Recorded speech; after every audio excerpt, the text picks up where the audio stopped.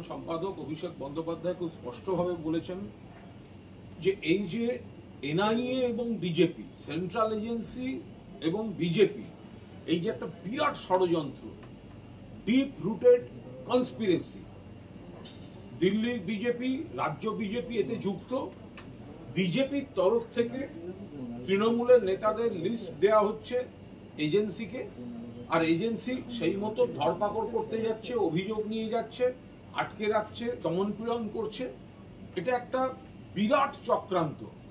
ভোটের মুখে বিজেপি মানুষের পাশে নেই, মানুষও বিজেপির পাশে নেই, সংগঠন নেই ওদের, গোষ্ঠীবাজি।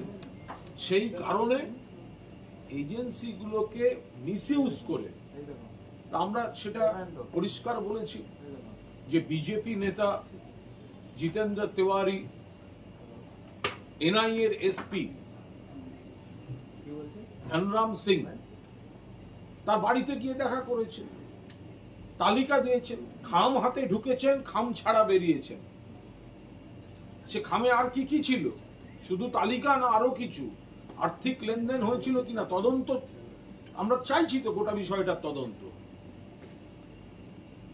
তো আমরা গতকাল অভিষেক বন্দ্যোপাধ্যায় এ বিষয়ে এর আগে যখন টুইট করেছিলেন, তারপরেও গতকাল রাজ্যপাল ডক্টর সিভি আনন্দ বোসের সঙ্গে অভিষেক বন্দ্যোপাধ্যায়ের নেতৃত্বে প্রতিনিধি দল তৃণমূল কংগ্রেসের দেখা করে এবং অভিষেক পরিষ্কার রাজ্যপালকে গোটা বিষয়গুলো বুঝিয়ে বলেন। একটা ছিল জলপাইগুড়ির ঝড়ে ক্ষতিগ্রস্ত বাড়িগুলিকে নির্বাচন কমিশন অনুমতি দিক, তো মানবিকতার খাতিরে, এটা একটা বিষয়। আর এই এজেন্সি আর বিজেপির ষড়যন্ত্র, এটা একটা বিষয়।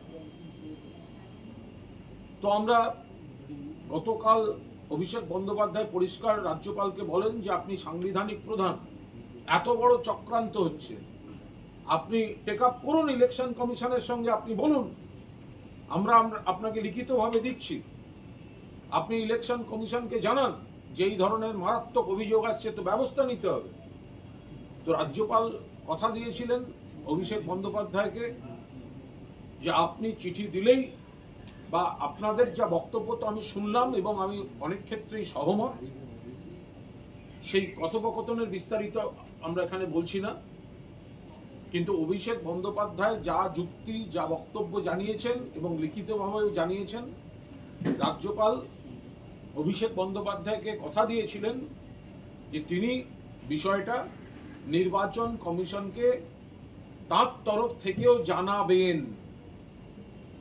রাজ্যপাল অভিষেক বন্দ্যোপাধ্যায়কে কথা দিয়েছিলেন যে অভিষেক বন্দ্যোপাধ্যায়ের নেতৃত্বে তৃণমূল কংগ্রেসের যে প্রতিনিধি দল তার কাছে গেছে, সেখানে মূলত যে দুটি বিষয়ের আলোচিত হয়েছে, একটা হচ্ছে জলপাইগুড়ি ঝড়ে বাড়ি ভেঙে গেছে, এখন ভোট বলে বাড়ি করা যাবে না, লোকগুলো থাকবে কোথায়, ইলেকশন কমিশন অনুমতি দিক, অনুমতি ফেলে রেখেছে। আর দ্বিতীয় হচ্ছে এই এনআইএ বিজেপির যে ষড়যন্ত্র ফাঁস হয়েছে, তো সেইখানে রাজ্যপাল কথা দিয়েছিলেন যে তিনি, অভিষেক বন্দ্যোপাধ্যায় তাকে যা যা বলেছে, তৃণমূল কংগ্রেসের তরফ থেকে তিনি যা যা জেনেছেন, তিনি এটা ইলেকশন কমিশনের কাছে টেক আপ করবেন। তো আমরা আশা করি অভিষেক বন্দ্যোপাধ্যায় গতকালই সবিস্তারে বুঝিয়ে এসেছিলেন, আজ লিখিতভাবেও দিয়ে দিয়েছেন। তাহলে রাজ্যপাল গতকাল অভিষেক বন্দ্যোপাধ্যায়কে যে কথা দিয়েছিলেন, সেই অনুযায়ী তিনিও নির্বাচন কমিশনের কাছে যত তাড়াতাড়ি সম্ভব বিষয়টি জানাবেন বলে আমরা আশা প্রকাশ করছি। এবং অভিষেক বন্দ্যোপাধ্যায় আর একটা জরুরি বিষয় বলেছিলেন, এর আগে রাজভবনের সামনে ধর্নার সময় যখন 100 দিনের কাজ নিয়ে কথা হয়েছিল, তখনও রাজ্যপাল বলেছিলেন তিনি উদ্যোগ নেবেন।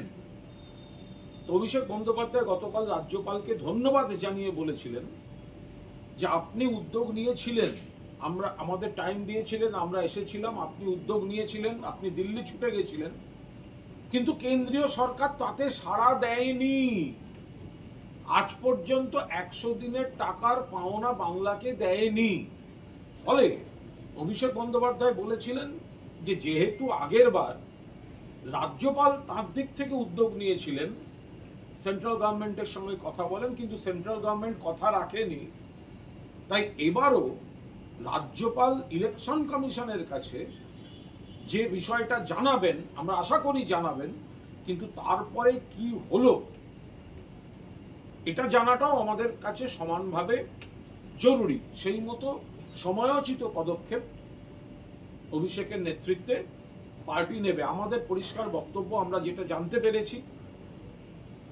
যেটা জানতে পেরেছি এনআইএ অভিষেক বন্দ্যোপাধ্যায় এই কঠোর কড়া স্ট্যান্ড দেখে এনআইএর ভেতর থেকে দুটি সিদ্ধান্তের কথা জানা যাচ্ছে। এক, এই বিতর্কিত officer Dhanram Singh SP, IPS নন, এসপি, তাকে দিল্লিতে জরুরি ভিত্তিতে ডেকে পাঠানো হয়েছে। কোন মহলকে দিয়ে বলাবার চেষ্টা হচ্ছে এটা তো রুটিন, তদন্তের স্বার্থে তদন্তের খবর নিতে ডেকে পাঠানো হয়েছে। এনআইএ সূত্রের খবর, সব ডাহা মিথ্যে। শাক দিয়ে মাছ ঢাকার চেষ্টা করবেন না, ধনরাম সিংকে গার্ড করবেন না। ধনরাম সিংকে এনআইএ ডিজি তিনি এবং শীর্ষকর্তারা দিল্লিতে ডেকে পাঠিয়েছেন এবং তিনি আজ দিল্লি চলে গেছেন বলে আমাদের কাছে খবর। তাকে জানতে চাওয়া হচ্ছে যে অভিযোগ তৃণমূল কংগ্রেস করেছে, যে নথি দেখিয়েছে, যে তথ্য প্রমাণ আছে বলে জানিয়েছে, সেগুলো ঠিক না ভুল। পাশাপাশি এনআইএর আরেক অফিসার, সম্ভবত ডিআইজি র্যাঙ্কের, মিস্টার রাকেশ রোশন, তিনি মূলত পাটনাতে কর্মরত ছিলেন। তাকে এই ডিআর সিং এর দায়িত্বে থাকা যে ডিসপিউটেড কেসগুলো, সেগুলো সুপারভাইজ করার জন্য রাকেশ রোশনকে বলা হয়েছে বলে এনআইএ সূত্রে আমাদের কাছে খবর। এবার আমরা চাই এই ডাকা হলো, কথা হলো, এসব নয়। এই ষড়যন্ত্রের গভীরতা অনেক। এনআইএ বিজেপি প্রপার তদন্ত চাই।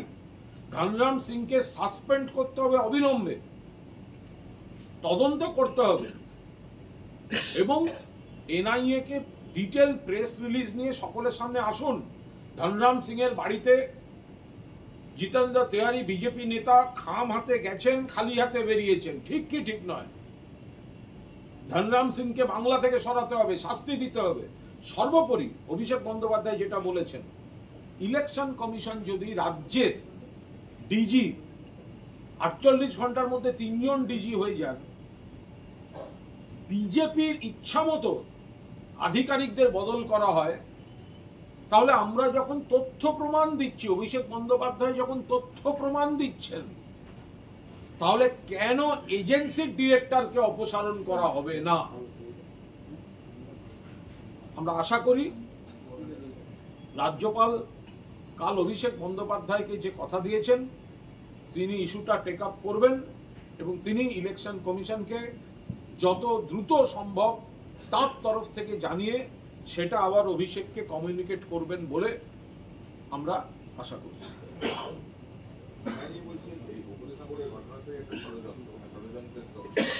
এনআইএ যেটা বলছে ভূপতিনগরের ঘটনা ষড়যন্ত্র, আমরা বলছি ষড়যন্ত্রের পেছনেই তো আসল ষড়যন্ত্রটা আছে। ষড়যন্ত্রের পেছনেই তো ষড়যন্ত্রটা আছে। আপনার 22 সালের মামলা, সেটা আজকে 21 সাল না 22 সালের মামলা, আজকে 24 সালের ভোটের মুখে অ্যারেস্ট করতে যাচ্ছেন কেন? কিসের জন্য? তৃণমূলের তরফ থেকে তো আমরাই চক্রান্ত আগে ফাঁস করে দিয়েছিলাম। রেড করতে যাওয়ার আগেই তো আমরা প্রকাশ্যে টুইট করে বলেছি এনআইএ ষড়যন্ত্র করছে এবং রেড করতে যাওয়ার পরিকল্পনা নিয়েছে। আপনারা দেখুন, টুইটারে রয়েছে, এক্স হ্যান্ডেলে রয়েছে। ষড়যন্ত্র এনআইএ করেছে বিজেপির কথায়। আপনি পরিণাম দেখাচ্ছেন, কারণটাকে অস্বীকার করে তো হতে পারে না। যদি ভূপতিনগরে কোথাও গণবিক্ষোভ হয়ে থাকে, মানুষ কোনো বাধা দিয়ে থাকেন, মায়েরা বোনেরা বেরিয়ে এসে থাকেন, এটা তো একটা চক্রান্তের, একটা প্ররোচনার ফলশ্রুতি। আর কারণটা হচ্ছে বিজেপি নেতারা গিয়ে এনআইএর এসপির বাড়িতে লিস্ট দিচ্ছেন, সেই লিস্ট নিয়ে তৃণমূলের বুথের, তৃণমূলের এলাকার সাংগঠনিক কর্মীদের, নেতাদের অ্যারেস্ট করতে যাচ্ছেন রাতের অন্ধকারে। সেখানে মহিলাদের সঙ্গে খারাপ ব্যবহারের অভিযোগ আছে, নাবালককে গাড়িতে তুলে নেওয়ার অভিযোগ আছে। সেখানে যদি মানুষ কোনো আপত্তি জানান, সেইটাকে বলা হচ্ছে চক্রান্ত। একটা ফুলিয়ে ফাঁপিয়ে গল্প দেওয়া হচ্ছে 3 বছর ধরে 21 না 22-এর মামলা, এখন এমসিসি চলছে, ভোট ঘোষণা হয়ে গেছে, 24-এর লোকসভা ভোট। এই সময় এসে ওনার মনে হচ্ছে মনোনয়ন জমা দেওয়ার পর্ব শুরু হয়ে গেছে, এই সময় তৃণমূলের লোককে ধরে আনতে হবে। সিবিআই 30 জনকে সামন করবে, এনআইএ ঢুকে গিয়ে তুলে আনবে, আর সিবিআই এর এফআইআর নেম শুভেন্দু অধিকারী বাইরে হাওয়া খেয়ে ঘুরে বেড়াবে, বড় বড় কথা বলবে। এগুলো এনআইএ এর কাছ থেকে শিখবো? এনআইএ ডাহা মিথ্যা কথা বলছে। এনআইএ যে স্টেটমেন্ট দিচ্ছে, কোর্টে যেগুলো লিখেছে, সেগুলো বিজেপি অফিস থেকে লিখে দেয়া। যেভাবে জিতেন্দ্র তিওয়ারি এসপির, এনআইএ এসপির বাড়িতে গিয়ে সাদা প্যাকেটে কি সব দিয়ে এসেছিলেন, কাদের ধরতে হবে, কি বলতে হবে, কোর্টে কি এফিডেভিট দিতে হবে, কোর্টে কি স্টেটমেন্ট ফাইল করতে হবে, কেস রেকর্ডে কি মিথ্যা সাজাতে হবে, এগুলো বিজেপির লিখে দেয়া। আগে এনআইএ বলুক ধনরাম সিং এর বাড়িতে জিতেন তেওয়ারি গেছে কেন, তারপরে যাদের ধরেছে বিজেপির তালিকায় যাদের ধরেছে নিঃশর্তে তাদের আগে মুক্তি দিক। কারণ বিজেপির লিখে দেয়া লিস্ট থেকে অ্যারেস্ট করা হয়েছে। কোর্টে যেগুলো ষড়যন্ত্র বলা হচ্ছে, ওগুলো বিজেপির আইনজীবীরা ড্রাফট করে দিয়েছেন বলে এনআইএ সূত্রে আমাদের কাছে খবর। যে সূত্রে খবর এসেছিল ডিআর সিং এর বাড়িতে জিতেন তেওয়ারি গেছে, একই সূত্র বলছে বিজেপির লয়াররা ড্রাফট পাঠাচ্ছে, সেই ড্রাফট কোর্টে জমা দিচ্ছে এনআইএ। বলছে যে এনআইএ কোর্টে দাবি করেছে যে তাদের বিরুদ্ধে যে শ্লীলতাহানির অভিযোগ করা হয়েছে সেটি সম্পূর্ণ মিথ্যে এবং এটাকে তুলে নেওয়ার জন্য একটা মামলা তারা দায়ের করেছে। তা কেন হবে?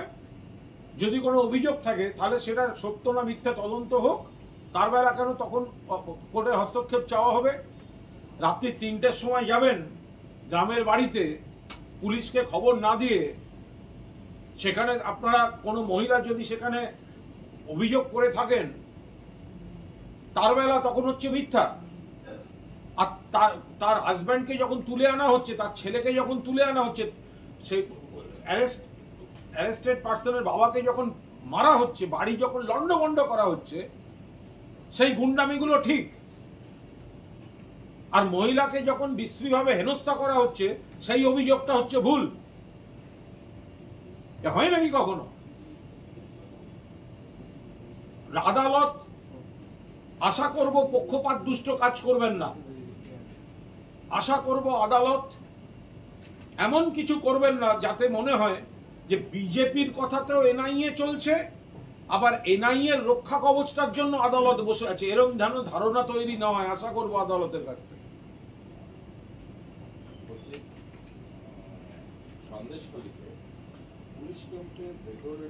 সন্দেশখালীতে যে ঘটনা ঘটেছে অত্যন্ত দুর্ভাগ্যজনক, কড়া ভাষায় নিন্দা করছি। কেন হয়েছে, কি জন্য হয়েছে, এর বিস্তারিত পুলিশ প্রশাসন নিশ্চয়ই তদন্ত করবেন।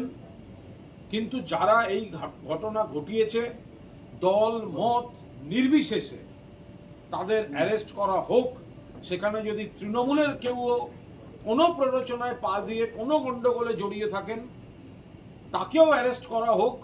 তৃণমূল কংগ্রেস সেখানে বাধা দিতে যাবে না। কেন, কি কারণে এই ঘটনা ঘটলো, পুলিশদের তরফ থেকে সব ঠিকঠাক ছিল কিনা সেগুলো তদন্ত সাপেক্ষ, সেগুলো পুলিশ তদন্ত করুক। কিন্তু যে পুলিশ কর্মী গুরুতর জখম হয়েছেন, তার দ্রুত আরোগ্য কামনা করছি। তার পরিবারের ঘনিষ্ঠ মহল, তাদের প্রতি জানাচ্ছি যে আমরা সমানভাবে উদ্বিগ্ন, ছেলেটি দ্রুত সেরে উঠুক। আর পুলিশের কাছে আমাদের পার্টির তরফ থেকে অনুরোধ যে দল মত নির্বিশেষে এক তদন্তটা হোক। কেন এটা হলো, কেন এটা একটা বড় কিছু অভিযোগ কানে আসছে, সেটা আমি এখানে বলতে চাই না। সেগুলো তদন্ত হোক, কিন্তু যাই হয়ে থাকুক পুলিশের উপর আক্রমণ যারা করে থাকুক তাদের বিরুদ্ধে ব্যবস্থা হোক। কিন্তু সিপিএম এর মুখ থেকে আমরা পুলিশের উপর আক্রমণের কোনো কথা শুনবো না। যে বামফ্রন্ট সরকারের জমানায় ক্রিমিনালকে ধরতে গিয়ে ডিসি পোর্ট বিনোদ মেহতা এবং তার দেহরক্ষীকে পিটিয়ে পুড়িয়ে খুঁচিয়ে জীবন্ত হত্যা করা হয়েছিল, ওসি তিলজলা তাকে প্রকাশ্যে খুন করা হয়েছিল, অজস্র পুলিশের উপর আক্রমণের ঘটনা ঘটেছিল, যে বিজেপির জমানায় বিজেপির রাজ্যগুলিতে পুলিশের উপর হামলার একাধিক ঘটনা রয়েছে, সেই বিজেপি সিপিএম এর কাছ থেকে সন্দেশখালি নিয়ে কোনো কথা আমরা শুনবো না। বলছি পাহাড়ের নিয়োগ কেসে এই পর্বটা শেষ হোক, তারপর নিয়োগ দুর্নীতি বলছি এই পুলিশের যে তিনজনকে ধরেছে আটক করেছে তারা তিনজনের তৃণমূল নেতা, একজন তো বুথ সভাপতি পর্যন্ত আছে। আমি তো আবার বললাম যে কেন ঘটনা ঘটেছে তদন্ত হোক, যে পুলিশ কর্মী গুরুতর আহত হয়েছেন তার দ্রুত আরোগ্য কামনা করছি। 3, যে বা যারাই এই নিন্দনীয় ঘটনা ঘটিয়ে থাকুক, এত বড় দল এত বড় সমাজ কে কার প্ররোচনায় কথায় পা দিচ্ছে, যারা করে থাকুক, হোক তৃণমূল, তাদের পুলিশ অ্যারেস্ট করুক। তৃণমূল কংগ্রেস এ বিষয়ে একটি কথাও বলবে না। পুলিশ হামলার সঙ্গে জড়িত পুলিশ যাদের মনে করবে পুলিশ তাদের গ্রেফতার করবে। ওই যে কনস্টেবল তিনি প্রায় মোটাপন্ন, তিনি ক্যামেরার সামনে বলেছেন যে তৃণমূলের নেতারা এসে বলতো অ্যারেস্ট করা লোকদের ছেড়ে দিতে, আবার কখনো অন্য লোকদের বিরুদ্ধে অ্যাকশন নিতে বলতো, এগুলো শুনতাম না, তাই রাগ ছিল সম্ভবত সেই কারণেই হামলা। যিনি কোনো স্টেটমেন্ট দিয়েছেন আমি তার উপর কোনো মন্তব্য করতে চাই না। আমার শুধু বক্তব্য অ্যাকচুয়ালি কি হয়েছিল সেটার যথাযথ তদন্ত হোক। যিনি জখম হয়েছেন দ্রুত আরোগ্য তার কামনা করি। আর যারাই সেখানে, যে দল, সেটা যদি তৃণমূলও হয়, তারা যদি এলাকার কেউ কোনো দাদাগিরি করে থাকে, কেউ কোনোভাবে সেই জায়গায় যদি নিজেদের বড় দাদা ভেবে থাকে, কোনো রকম গন্ডগোলের, যেগুলো সিপিএম এর জমানা থেকে যে কালচারটা হয়ে এসেছে, যেটা আমরা কমিয়েছি, যেটা তৃণমূল জমানায় কমেছে, বিচ্ছিন্নভাবে যদি সেরকমও কেউ কোনো গন্ডগোল করে থাকে, তাদের অ্যারেস্ট করা হয়েছে, অ্যারেস্ট করা হবে এবং অ্যারেস্ট করা হোক। এই বিষয়ে লাস্ট প্রশ্ন, সন্দেশখালীর মধ্যে এত বড় ঘটনা যেখানে শেখ শাহজাহান, শিবু হাজরা অ্যারেস্ট হলো, এরপরে তৃণমূল লোকাল নেতাদের দৌরাত্ম করছে না কেন? মানে এইভাবে গিয়ে হামলা করছে। দেখুন, এটা খতিয়ে দেখতে হবে। আমি আবার বলছি, কেন হয়েছে, কি জন্য হয়েছে, এই ঘটনাটা কেন ঘটলো, এটা নিশ্চিতভাবে প্রশাসনও তদন্ত করবে, দল থেকেও খোঁজ খবর নেওয়া হচ্ছে, তৃণমূল খোঁজ নিচ্ছে ওটা কেন, মানে কেন কি জন্য হলো, কিসের প্ররোচনা বা কোনো ফাঁদ ছিল কিনা বা কোনো ভুল বোঝাবুঝি তৈরি করানো হয়েছিল কিনা, এটা তৃণমূলও খোঁজ নিচ্ছে। কিন্তু যাই হয়ে থাকুক, এই হামলা কোনো মতে তৃণমূল কংগ্রেস সমর্থন করে না। যদি তৃণমূল কংগ্রেসের কোনো নেতাকর্মীও জড়িত থাকে, পুলিশ যদি গ্রেফতার করে থাকে, সঠিক কাজ করেছে। পুলিশের উপর হামলা এবং যে ছেলেটিকে মাথায় ওইভাবে মারা হয়েছে তার দ্রুত আরোগ্য কামনার পাশাপাশি আমরা বলছি, এর মধ্যে যদি স্থানীয় স্তরে তৃণমূলের কেউ কোনোভাবে আরও জড়িত থাকে, পুলিশ তাদের গ্রেপ্তার করুক, দল মত না দেখে গ্রেপ্তার করুক। দিল্লিতে নির্বাচন কমিশনের তৃণমূলের ধর্নায় তো টানা ইচ্ছা করে তাদেরকে নিয়ে যাওয়া হয়েছে, তারপরে থানার মধ্যেই অবস্থান এবং আজকে বিকেল পর্যন্ত তারা ধর্না চালিয়ে যাবেন বলছেন। তৃণমূলের যে প্রতিনিধি দল ইলেকশন কমিশনের কাছে দুটি বিষয় গেছিলেন মূলত। একটি হচ্ছে জলপাইগুড়িতে যে বাড়িগুলো ভেঙে গেছে ঝড়ে, তো বাড়িটা তো তৈরি করতে দিতে হবে, অনুমতি দিতে হবে। এটা এনসিসি চালু আছে বলে, আদর্শ আচরণ বিধি চালু আছে। যদি না থাকতো তাহলে রাজ্য সরকারের অনুমতি লাগতো না। বাড়িগুলো তো তৈরি করতে হবে, এতগুলো মানুষ রাস্তায় বা মাথার উপর ছাদ নেই, তো এই অনুমতিটা ইলেকশন কমিশন দিক। 2 নম্বর, এই এনআইএ বিজেপি চক্রান্ত ফাঁস হয়ে গেছে, এজেন্সির বিরুদ্ধে যথাযথ ব্যবস্থা নিতে হবে, মূলত এই বিষয়গুলো নিয়ে বলতে গেছিলেন। তো সেভাবে সাড়া পাওয়া যায়নি। ইলেকশন কমিশনটা নিয়ন্ত্রণ করছে ভারতীয় জনতা পার্টি, সেই জন্য তারা ধর্নায় বসেছিলেন। পুলিশ টেনে হিঁচড়ে তাদের তুলে নিয়ে গেছে। মহিলা সাংসদদের সঙ্গে বা মহিলা নেত্রীদের সঙ্গেও বিশ্রীভাবে ব্যবহার করা হয়েছে। দোলা সেনের পায়ে অপারেশন হয়েছে, তাকে টেনে হিঁচড়ে তোলা হয়েছে। রাত 1টায় তাদের বলা হয়েছে আপনারা চলে যেতে পারেন। তো রাত 1টায় কোথায় যাবে? রাত 1টায় দিল্লির এদিক ওদিক ঘুরিয়ে একটা থানায় নিয়ে গিয়ে তারপর রাত 1টায় বলা হচ্ছে যে এখন আপনারা এদিক ওদিক করতে পারেন। তা আমাদের ঘোষিত 5টা অবধি আজকে এর প্রতিবাদে অবস্থান চলবে। ফলে আমাদের দিল্লির লড়াকু নেতৃত্ব যারা দিল্লিতে গেছিলেন, সাংসদ, প্রাক্তন সাংসদ, সাংগঠনিক যারা ছিলেন, তারা আজ বিকেল 5টা অবধি অবস্থান প্রতিবাদ চালাচ্ছেন। আর একটা বিষয়, সেটা হচ্ছে দিলীপ ঘোষ, তিনি আপনারা এই যে গতকাল রাজ্যপালের কাছে গিয়েছিলেন, বলছেন যে আপনারা রাস্তায় নেই, তাই ওই কাকার বাড়িতে গিয়েছিলেন। তাই এতবার সতর্ক করার পরেও উনি আবার রাজ্যপালকে বলেছেন আপনারা নাকি কাকার কাছে গিয়েছিলেন। দেখুন, এসব খুব অতি সস্তা কথাবার্তা। তো গতকাল ওনার দলের নেতা, ওনার দলের তথাকথিত বিরোধী দলনেতা, তো তিনিও তো কেন্দ্রের কোন ওই পুলিশ অবজারভার না কার কাছে গেছিলেন। তো এখন কোথাও যাওয়াটা, বক্তব্য জানানোটা, সেটা নিয়ে যদি রসিকতা করতে হয় তাহলে বিজেপির লোকেরা বিভিন্ন জায়গায় যাচ্ছে কেন? বিজেপির লোকেরা রাজ্যপালের কাছে গেছিল কেন? কদিন আগে বিজেপির নেতারা রাজ্যপালের কাছে গেছিলেন কেন? তাহলে বিজেপির নেতারা ইলেকশন কমিশনে যাচ্ছেন কেন? এগুলো একদম সস্তা কথাবার্তা। আসলে দিলীপ বাবুকে নিয়ে যাচ্ছে না। দিলীপ বাবু কোন ঠাসা? দিলীপ বাবুকে তারা মেদিনীপুর থেকে তার দলই তাড়িয়ে দিয়েছে। যাও দিলীপ যাও, মেদিনীপুর থেকে তাড়িয়ে দিয়েছে। কোথাও কোনো মিটিংয়ে দিলীপ ঘোষকে নিয়ে যাচ্ছে না।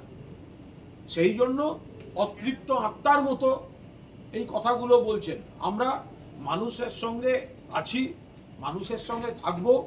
বিজেপি মানুষের সঙ্গে নেই। সেই জন্যই সিবিআই, ইডি, এনআইএর এসপির বাড়ি রাত্রেবেলা বিজেপিকে যেতে হয়। তৃণমূলের কর্মীদের একটু তুলিয়ে দিন, তৃণমূলের নেতাদের একটু হ্যারাস করুন, সিবিআইকে বলুন 30টা নোটিশ পাঠাতে। কাকার কাছে, জেঠুর কাছে, মেসমশাইয়ের কাছে কারা যাচ্ছে? দিলীপ ঘোষ, জিতেন্দ্র তেওয়ারিকে জিজ্ঞাসা করুন মেসমশাইয়ের বাড়ি কে গেছিল সাদা প্যাকেট হাতে? কে গেছিল? ফলে এই ধরনের সস্তা, নিজের হতাশাটা দিলীপবাবু নিজের মধ্যে রাখুন। নতুন জায়গায় গেছেন, ওই সকালবেলা মর্নিং ওয়াক করতে বেরিয়ে 4টি প্রলাপ বকা, রাত্রে দুঃস্বপ্ন দেখেন, আর তার এফেক্ট পড়ে। রাত্রে তুমি দুঃস্বপ্ন দেখেন, একে নতুন জায়গায় ছেড়ে দেওয়া হয়েছে। ড্রিম সিকোয়েন্স দিলীপ ঘোষের, আয়ারল্যান্ড ড্রিম সিকোয়েন্স। ঘুম থেকে উঠে মর্নিং ওয়াকের সময় আবল তাবল কথা। দেশের মুখ্য কমিশনার রাজীব কুমার কি জেটকারের করে নিরাপত্তা দিয়েছে কেন্দ্রীয় সরকার। রাজীব কুমার সেই কারণেই এটা সম্পূর্ণ প্রশাসনিক ব্যাপার, এ নিয়ে কোনো কথা বলবো। বলছি, কলকাতা হাইকোর্টের তরফে দার্জিলিংয়ে স্কুল এবং পুরসভাগুলোতে বেআইনিভাবে নিয়োগের ক্ষেত্রে যে চিঠি দেওয়া হয়েছিল তা নিয়ে সিবিআই তদন্তের নির্দেশ দেওয়া হলো। বলেছে সিবিআই এর তথ্য অনুসন্ধান করবে, কারণ জিটিএ তার তরফে যাবতীয় তথ্য দেওয়া হবে সিবিআইকে। এই সিবিআই তদন্তের ইনকোয়ারি নির্দেশ দেওয়া হলো দার্জিলিংয়ে। এখন আদালতের মনে হয়েছে সিবিআই তদন্তের নির্দেশ দিয়েছেন। রবীন্দ্রনাথের নোবেল আজ পর্যন্ত সিবিআই খুঁজে পায়নি। এরকম অজস্র মামলা আছে যেখানে প্রভাবশালীরা বাইরে ঘুরে বেড়াচ্ছে। শুভেন্দু অধিকারী সিবিআই এর এফআইআর নেম, বাইরে ঘুরে বেড়াচ্ছে। বিজেপিতে গিয়ে বিজেপির লোকেদের দেখতে পায় না সিবিআই, পক্ষপাত দুষ্ট কাজ করে বেড়ায়। তো ফলে এ বিষয়ে রাজ্য সরকার, প্রশাসন যা দেখার দেখছে। দিলীপ ঘোষ বিরোধীদের অনাথ করে দেওয়ার হুমকি। তিনি বলছেন অনাথ করে দেবো সবাইকে, মাথায় হাত রাখার লোক পাবে না। দিলীপ ঘোষ বলছেন। দিলীপ বাবু সকালবেলা এই স্টেটমেন্টটা দেওয়ার আগে কিছুক্ষণ আয়নায় নিজের মুখ দেখেছেন। দিলীপ বাবু ভাবছেন আমি অনাথ হয়ে গেলাম, আমার মাথার উপর কেউ নেই। সর্বভারতীয় সহসভাপতি করেছিল নাড্ডা সাহেব, তাড়িয়ে দিয়েছে। 5 বছর ধরে লাঙল চাষ করলাম মেদিনীপুরে, বার করে দিয়েছে, বদলে দিয়েছে। নেতারা যখন কোথাও যাচ্ছেন, বৈঠক করছেন, বাদ দিয়ে দিচ্ছে। দিলীপ ঘোষকে কেউ ডাকে না। আমি অনাথ, আমি অনাথ। দিলীপ ঘোষ আয়নার সামনে দাঁড়িয়ে বলছেন। ওটাই ভুল করে ক্যামেরার সামনে বলে। লাঠি নিয়ে মর্নিং ওয়াক করতে যাচ্ছেন, বলেছে স্টিকটা হাতে রাখি। কেন্দ্রীয় বাহিনী তো চারপাশে রয়েছে দিলীপ বাবু, তারপরেও নিরাপত্তাহীনতা, এত ভীতু ভীতু ভীতু, হাতে গরু তাড়ানোর স্টিক নিয়ে ঘুরছেন দিলীপ ঘোষ, ভীতু ভীতু। ওদিকে কেন্দ্রীয় বাহিনীর মোড়ক, তাদের হাতে বন্দুক, কেন্দ্রীয় বাহিনীর মোড়ক, তাদের হাতে বন্দুক আর হাতে একটা ছড়ি, ভীতু ভীতু।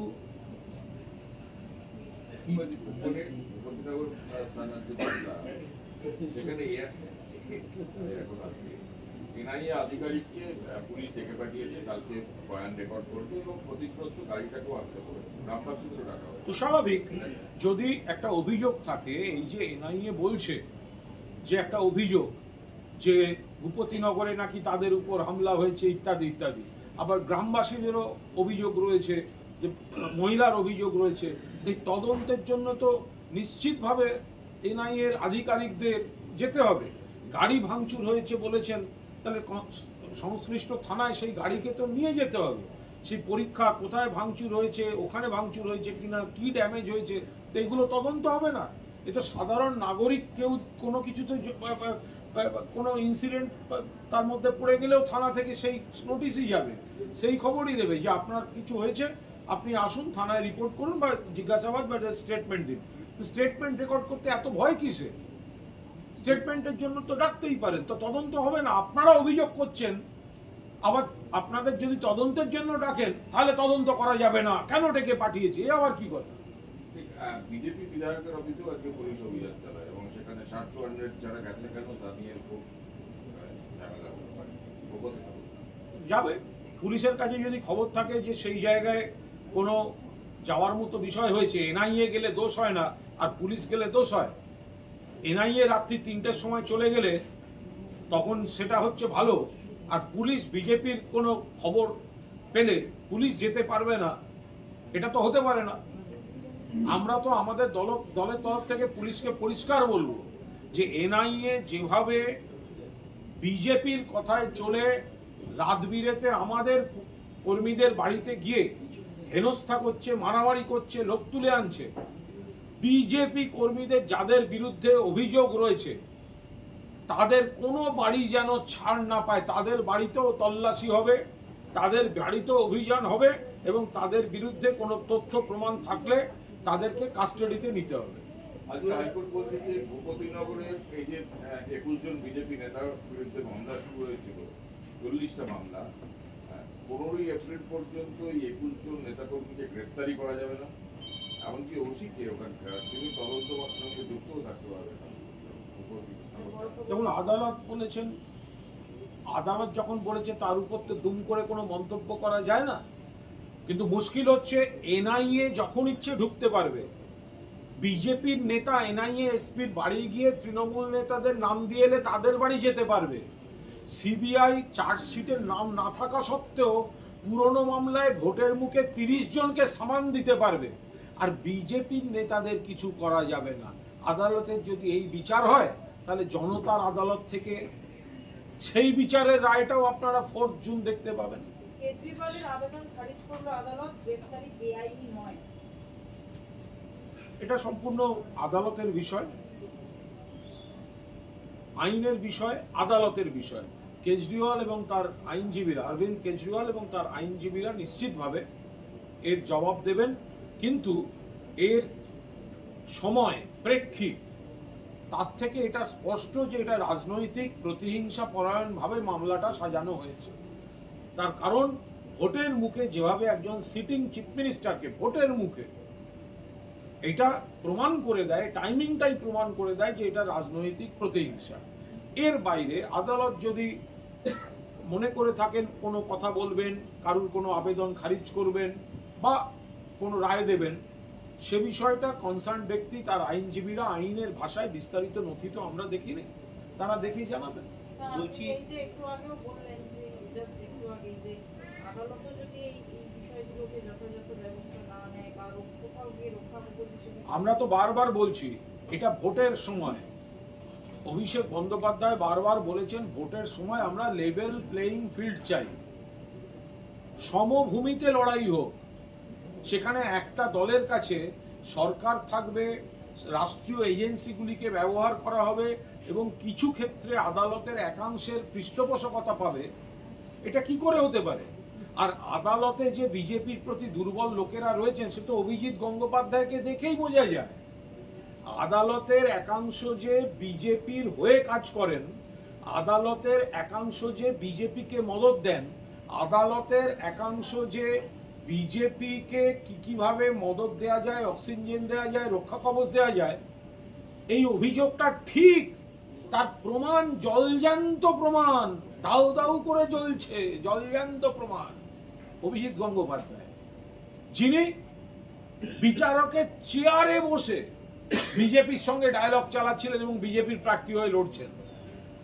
ফলে এই আশঙ্কা তো সবসময়ই থাকে যে বিজেপি রাজনৈতিক প্রতিহিংসা মেটাচ্ছে এনআইএ কে দিয়ে, সিবিআই কে দিয়ে, ইডি কে দিয়ে, আবার আদালতের একাংশে গিয়ে বিজেপি অ্যাডভান্টেজ পেয়ে যাচ্ছে।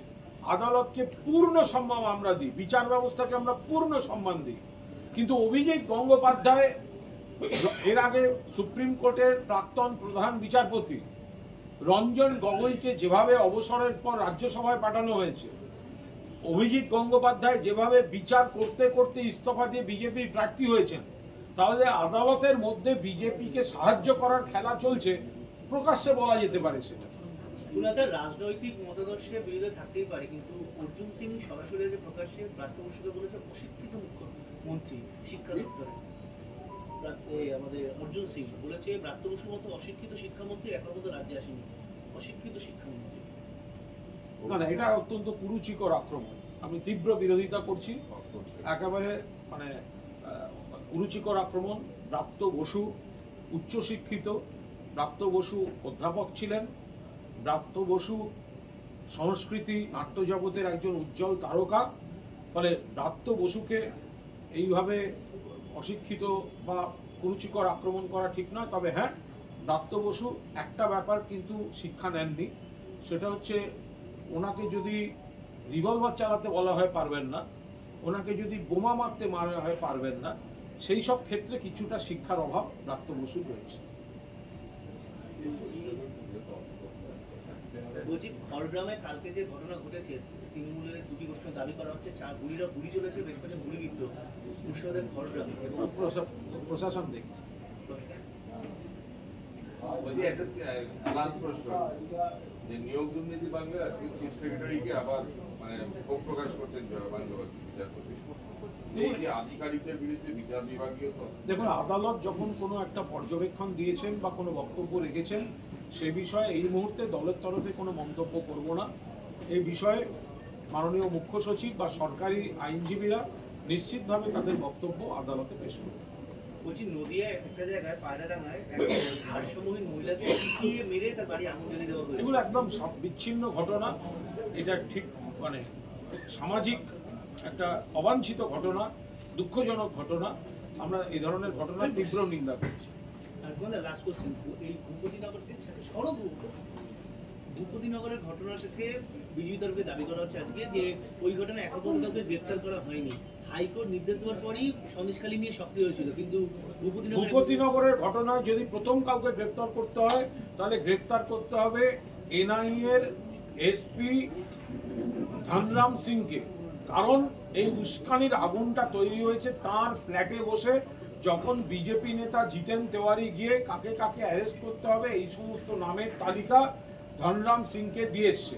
ফলে কারণ হচ্ছে ধনরাম সিং, চক্রান্ত, বিজেপি, গোপন বৈঠক, আর পরিণাম হচ্ছে মানুষের ক্ষোভ। ফলে ক্ষোভের জন্য অ্যারেস্ট হবে আর চক্রান্তকারী নেচে বেড়াবে, এই দুটো হতে পারে। আর আজকে হস্টেলিটিকে যে ডেকে পাঠানো হলো ইডি দপ্তরে, আমি শুনলাম, খোঁজ নেব। আমরা